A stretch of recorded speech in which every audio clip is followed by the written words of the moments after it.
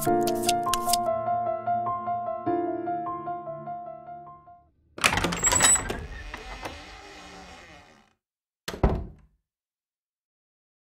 afternoon, or should I say evening, morning. Morning? At any rate, I am the Game Master.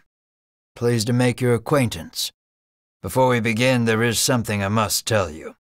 You see, my job is to draw you into this world with my voice and cards, which is why I believe it best for you to play with the sound on. In fact, I insist on it. However, as you can see, my voice is subtitled, so you can always read along as well. Now then, are you ready? Let's begin. Welcome to Voice of Cards. You are about to take the first steps of your adventure. Through a realm of sword and sorcery you will travel, battling bloodthirsty monsters as you strive to realize your ambitions. I have every faith you will accomplish great things here. I am merely a witness to your exploits. Now then, your departure draws nigh. May your journey be a safe one.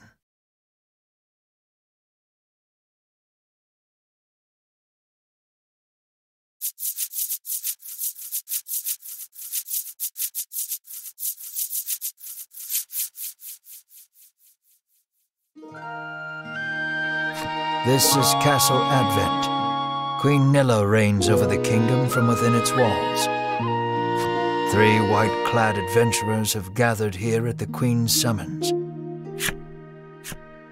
Present yourselves, O faithful of the Ivory Order.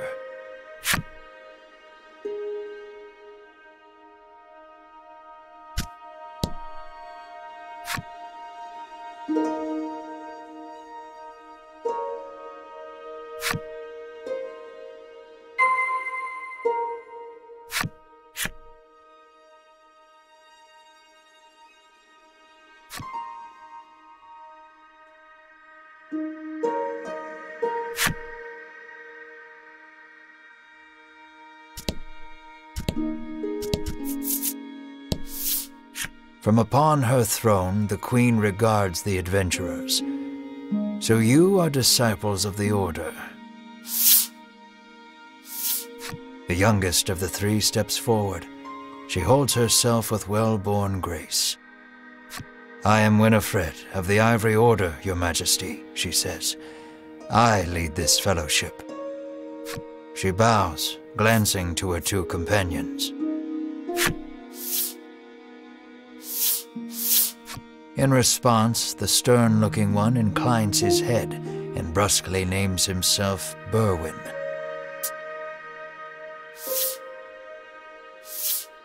The older man is the picture of courtesy as he genuflects and introduces himself as Hedwin. It is these 3 our story follows today. The Queen acknowledges the fellowship with a nod. In a soft voice, she explains her errand. Someone has stolen the royal treasure. I bid you reclaim it. Under normal circumstances, I would entrust this to my soldiers, but I do not wish to spread thin my forces with the recent monster troubles. It seems the troubled Queen has judged she can entrust this matter to none but the Ivory Order, beloved of the people and unmatchable in battle. It is our honor to serve you, Your Majesty, and thus the quest falls to the Fellowship. Short of any clues that could lead them to the culprit, however, they press the Queen for further information.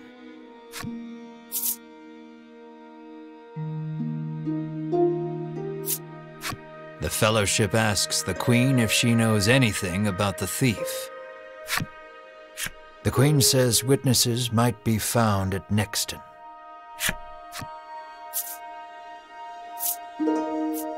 The Fellowship asks the Queen what the royal treasure is. The Queen describes a bottle containing a certain liquid. Without it, she trails off, but the desperation in her voice suggests its loss could spell disaster for the kingdom.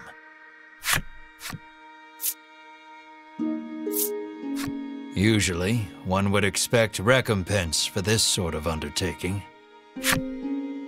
As demanding a reward would go against the tenets of the Ivory Order, you hold your tongue. The Queen, however, has already said she will reward the Fellowship with whatever they desire. It seems the royal treasure is just that important. Pray tarry no longer here. I await news of your success. The Fellowship bows and takes their leave.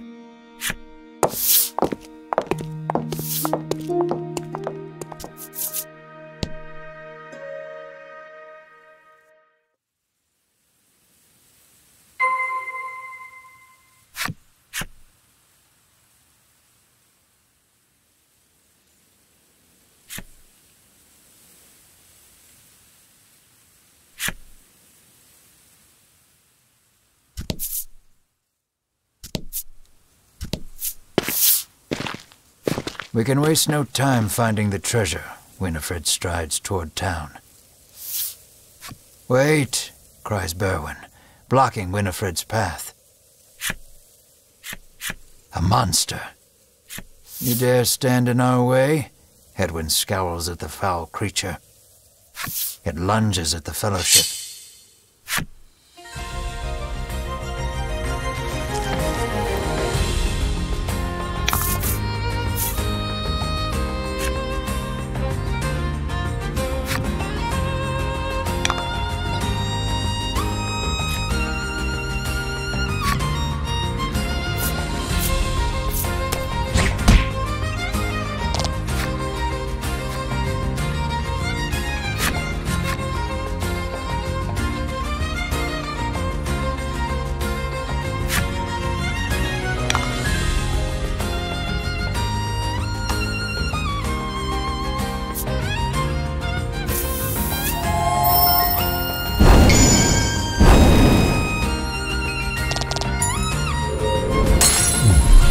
Excellent.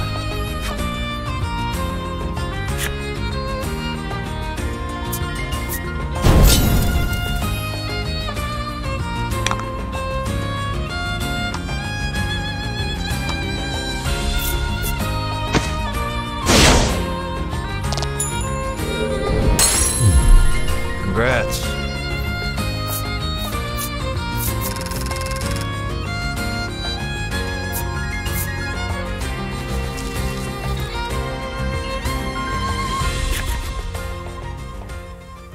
Winifred heaves a disgruntled sigh as she smooths her rumpled garb.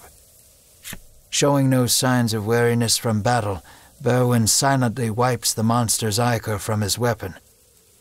Hedwyn inspects the remains of their foe. The Queen spoke true, he mutters, his face masked in contemplation. Winifred gives a grim nod at his words.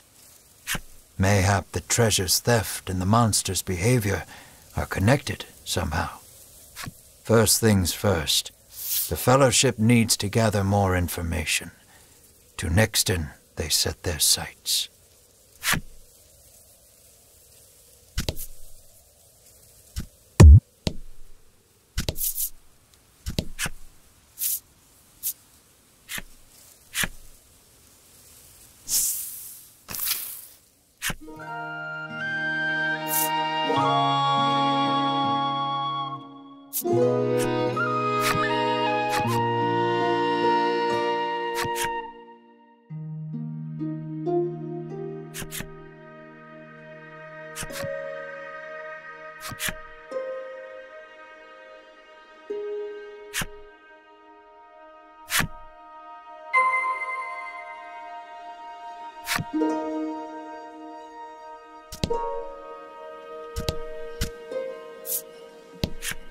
Welcome to Nixton, hails a man.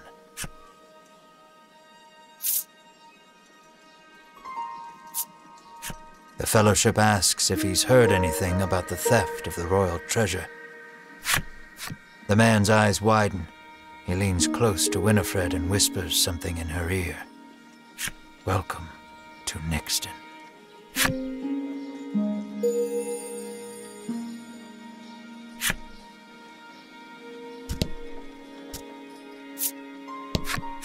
I'm too scared to leave town with all those monsters out there, the woman sighs.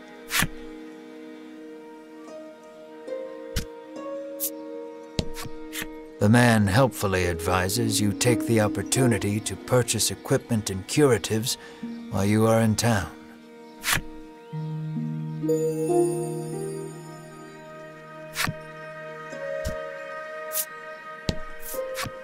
A woman sits hunched over by the side of the road. Upon catching sight of the Fellowship, she calls out for their aid. She's sprained her ankle and needs you to take her to the nearby apothecary.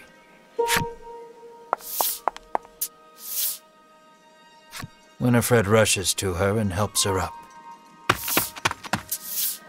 Berwin lifts the woman onto his back, and the Fellowship sets out in search of an apothecary.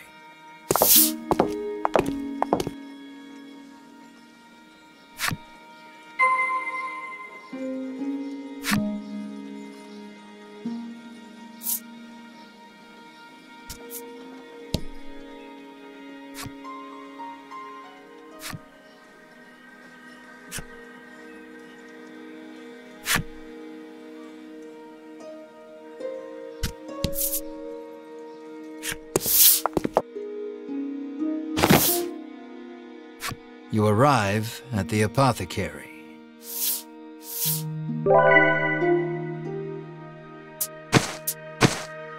After taking a curative, the woman begins hopping up and down. Nothing holds a candle to Ivory Order medicine, she beams. She turns to the Fellowship, her eyes widening in surprise. You three. It seems she's only now realized the Fellowship are disciples of the Ivory Order. The woman takes each of their hands in turn, thanking them for their service. The Ivory Order is famous for providing medical supplies throughout the realm, and indeed the wider world. Every smile the Order brings to someone's face makes Winifred proud to be a disciple.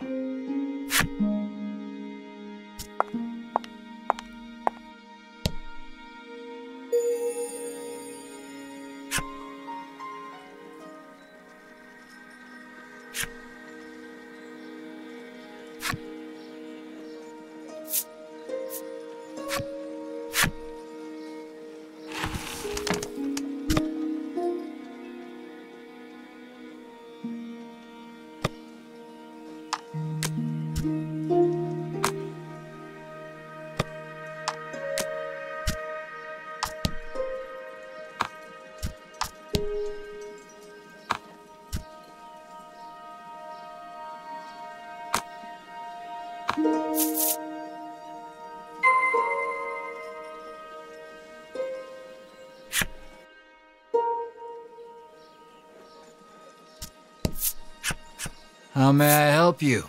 The proprietress inquires.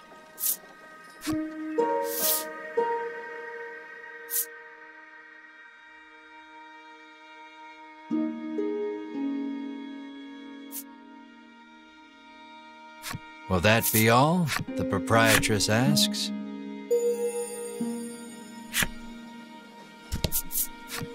The man claims he saw a suspicious someone leaving the castle grounds carrying what looked to be a medicine bottle.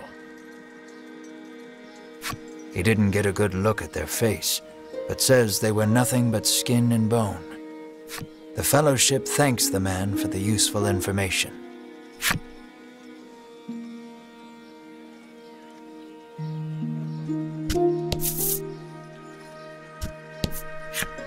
The woman begs the Fellowship for their autographs.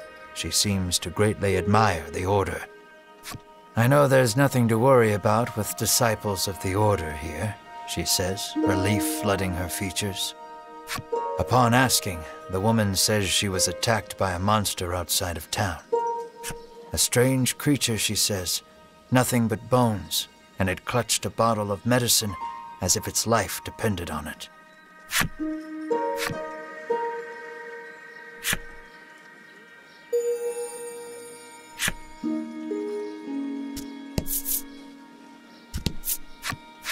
Apparently, there's a monster lurking around the outskirts of town stealing medicine, and only medicine. Rumors claim the monster fled to the west. Thanks to the information gleaned from the townsfolk, the Fellowship is all but certain of who has stolen the royal treasure. The first clue was the Queen's description of the treasure, a small bottle containing a certain liquid. Then there's the bony figure seen fleeing town, the skeletal monster clutching the bottle of medicine, and the monster that fled west. From all that information, the Fellowship distills the thief's true identity.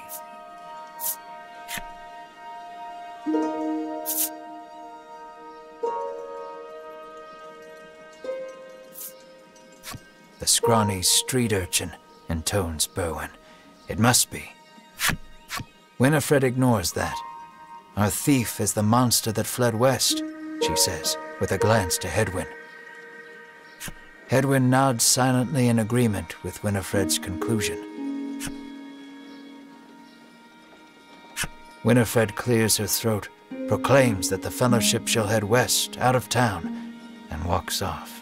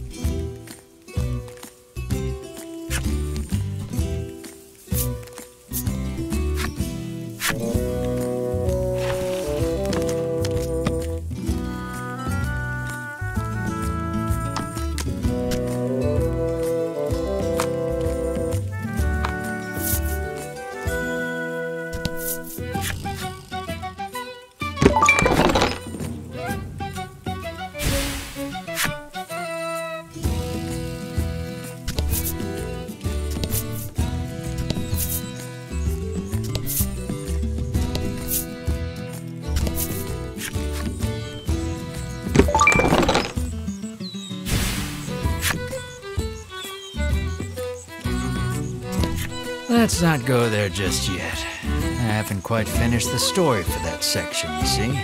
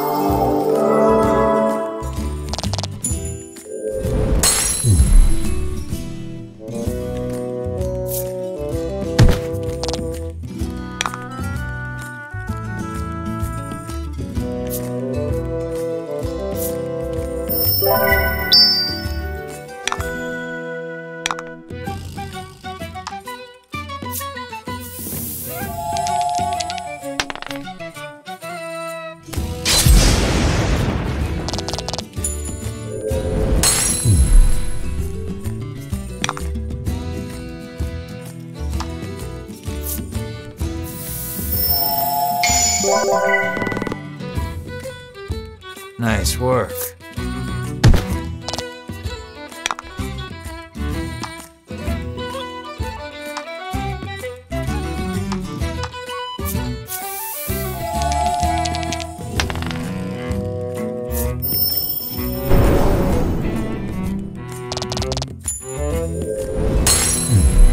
You did great.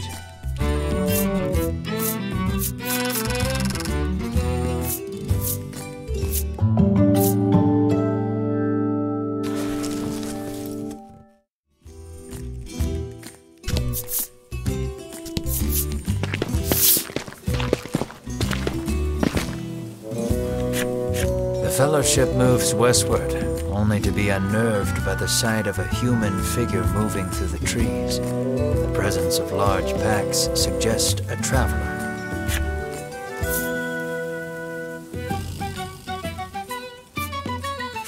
I beg your pardon, but did you catch sight of a monster fleeing west? Winifred inquires. He gives her a puzzled look. There's nothing out there but the sea, he says. That and a cave full of monsters on the opposite shore. I suspect you might find your quarry there. The Fellowship exchange glances and nod as if to say, then that is where we shall go. Alas, they will need a boat to cross the sea. The traveler hoists his packs, suggests the Fellowship speak to the fishermen on the western shore, and takes his leave.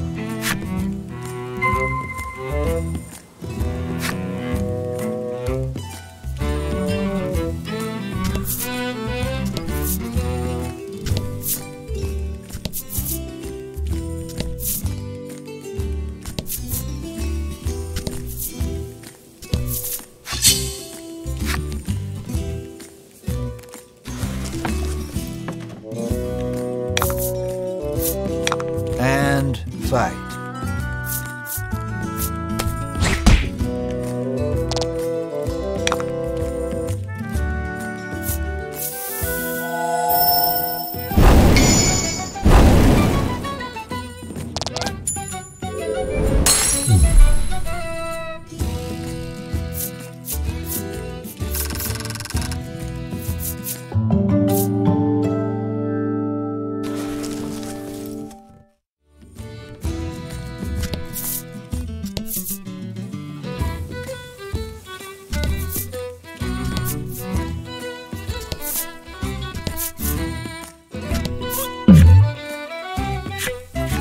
A bizarre rock appeared. It seems primed to explode.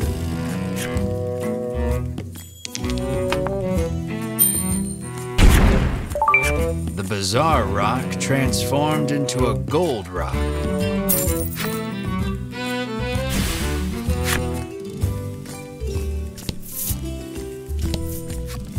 The Fellowship comes upon an anchored ship. Close by, a fisherman of exquisite physique pulls a net out of the water, his muscles rippling. This is no time for lustful reverie. Winifred races to his side and asks that he give the Fellowship safe passage aboard the ship. That vessel is accursed, the fisherman mutters, trembling. Night after night, it leaves port without a soul aboard, headed I know not where. Come morning, it is once again anchored here. This, to the fisherman's mind, is the result of a curse. His head drops into his hands. With but a single dispeller, I am certain I could lift it and sail away.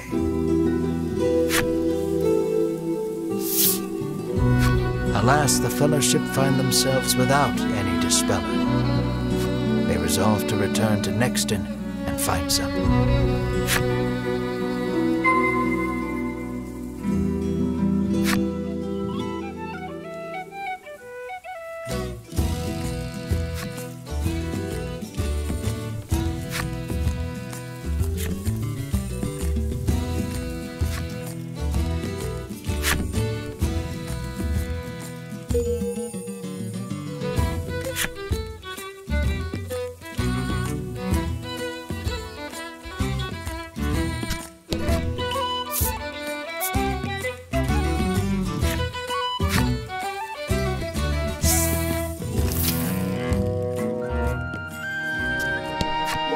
An innocent-looking young boy accosts the fellowship. "Want to play a game with me?" he asks expectantly. "In this parlor you can play cards."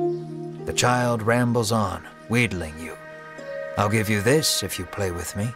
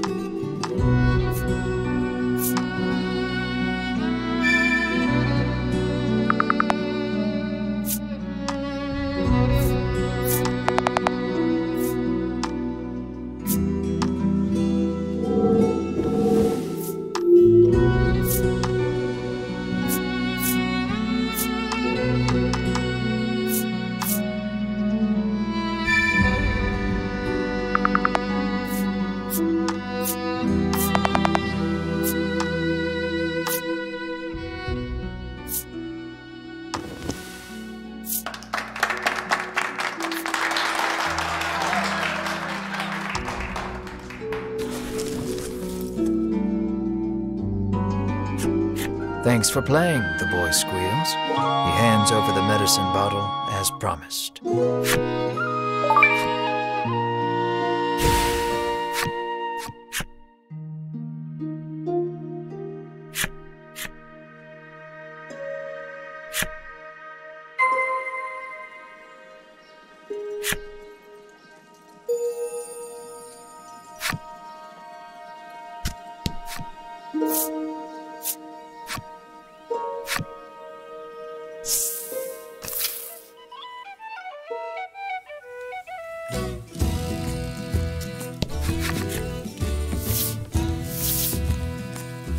Winifred hands the despairing fisherman a dispeller and asks again for safe passage to the cave beyond the sea. The fisherman snatches up the concoction so delighted that his pectoral muscles begin twitching. The Fellowship politely ignores this fact. He opens the bottle and proceeds to douse the ship.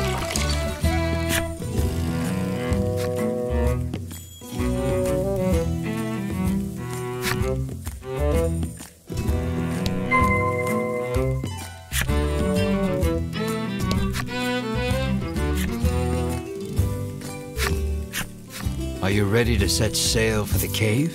The fisherman asks. How will you respond? Let's shove off then. He beckons you aboard.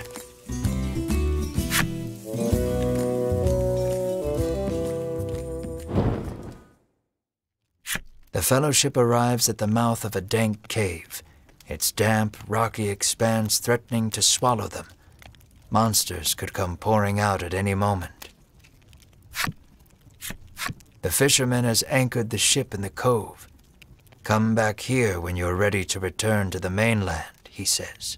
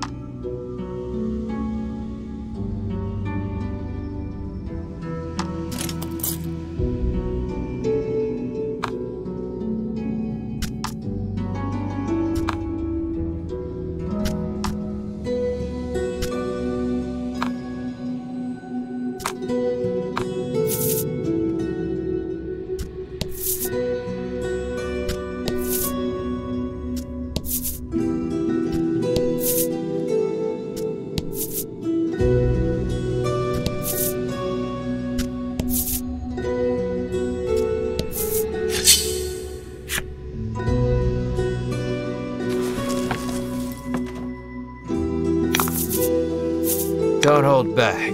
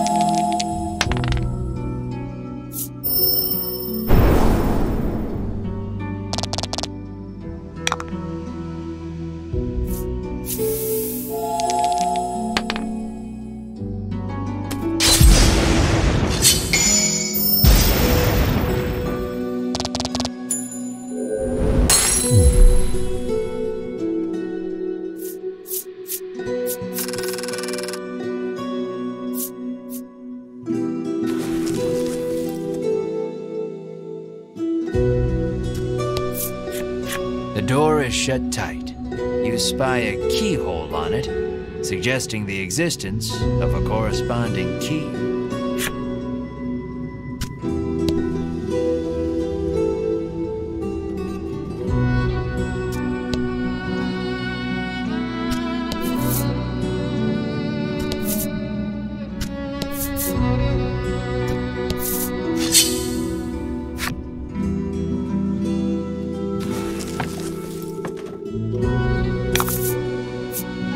Don't hold back.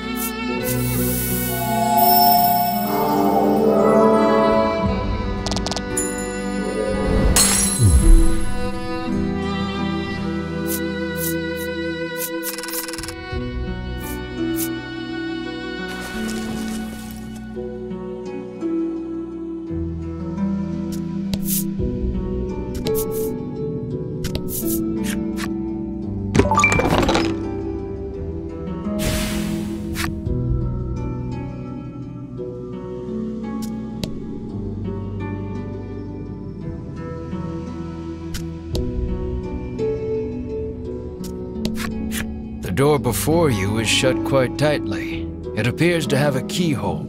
The simple key may be of use here.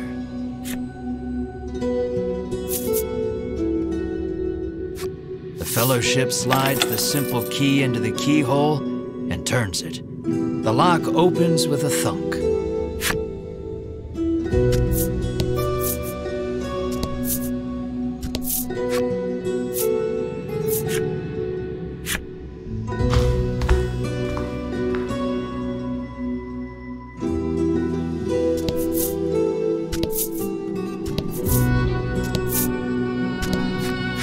An iron door towers before you. It has rather conspicuous handles.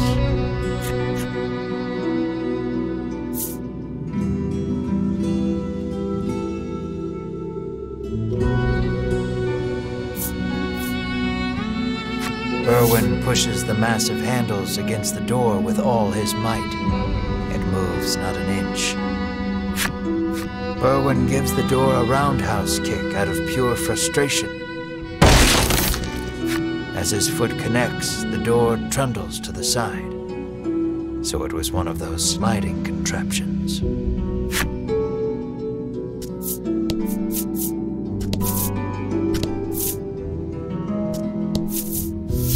Something leaps out at the Fellowship from the darkness. Winifred deftly parries the attack with her staff. Edwin looks fondly at Winifred, only to have his reverie interrupted by Berwin's cry of, "It's coming back."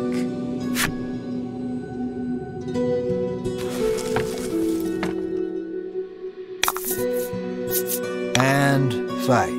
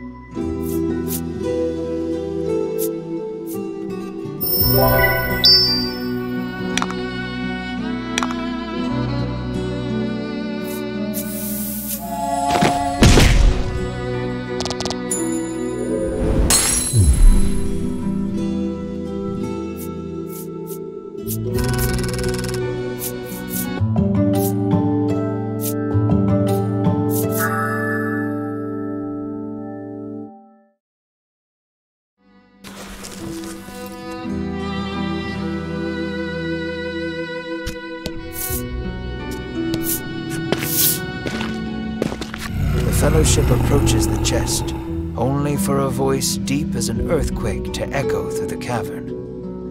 "You shall not have it," a voice growls. The Fellowship warily eyes their surroundings as several somethings leap out of the shadows.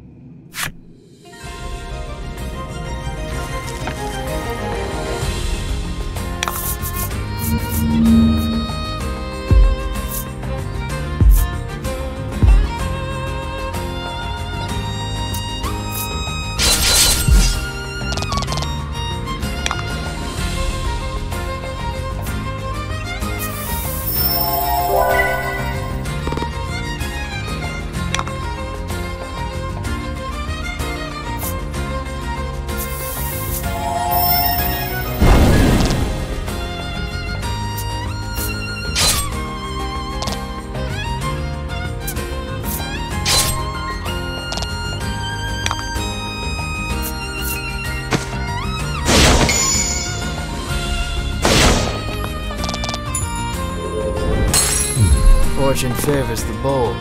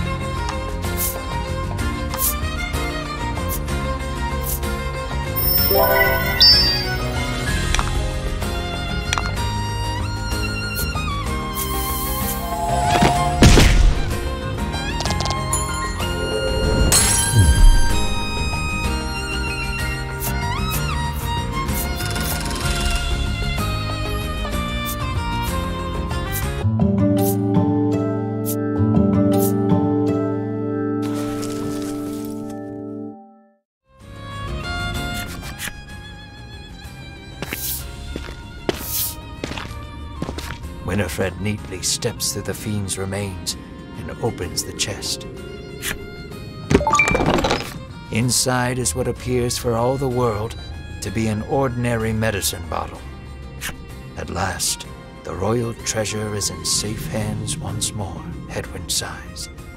Winifred and Berwin nod in agreement.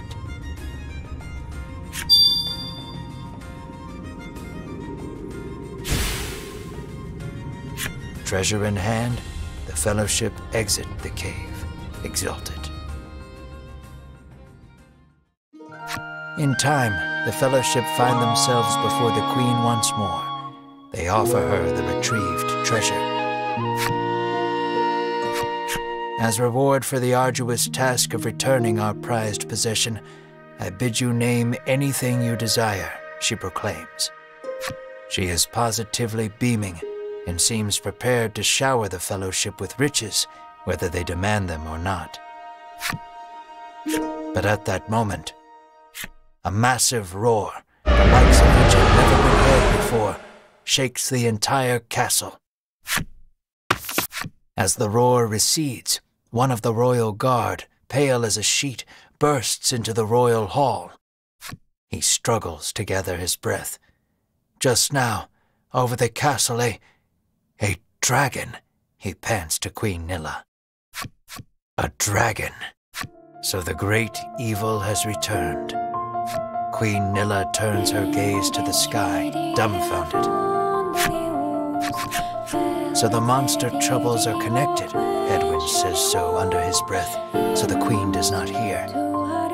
A profound silence settles over the royal hall. The Fellowship stand tall, unflinching, as though they know what must be done in the face of such a crisis.